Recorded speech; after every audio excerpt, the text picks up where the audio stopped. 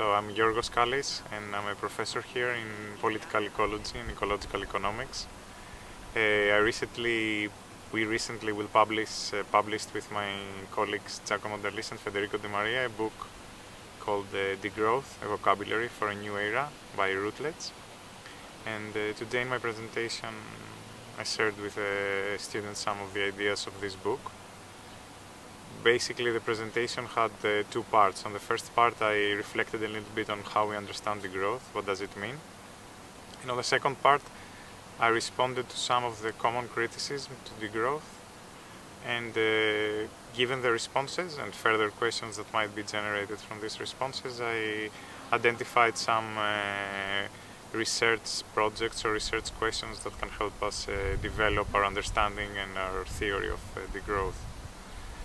So in the first part, I basically argued that degrowth is not about declining GDP or just reducing material use. It's not just about less, it's about less and different.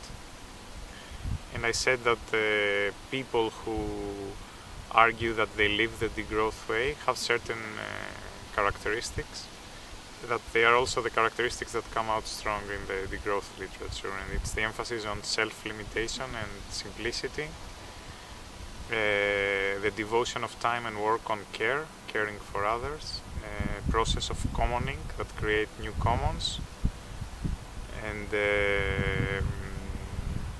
I also talked about the idea of direct democracy, which is the way we decide together, and the theory of autonomy, which is the idea that we are not governed by some external laws to which we have to obey and adapt, but we can make our own laws. So, using this background on degrowth, then I talked about some of the common criticisms. For example, one criticism is, but why do we need to degrow? We can have a service economy that grows indefinitely forever. Look at Facebook or other websites, for example. Then I talked about people who are saying that green growth is possible. For example, we can still grow and have renewables and not cause any problem to climate change.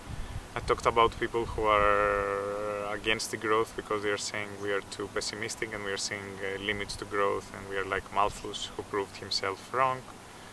I argued against people who are saying that the growth is potentially against democracy because democracies collapse when there is no growth, and the growth is calling for a totalitarian state to impose its view.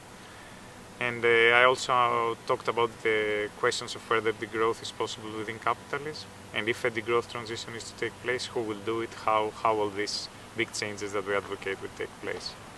So I won't give the answers now. If you're interested for the answers to all these questions and potential concerns, valid concerns that someone might have with the idea of degrowth, our book could be a starting point to go deeper into these issues and start thinking about them.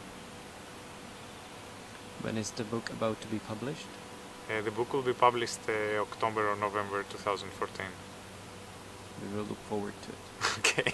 Thank you for the interview. Thanks.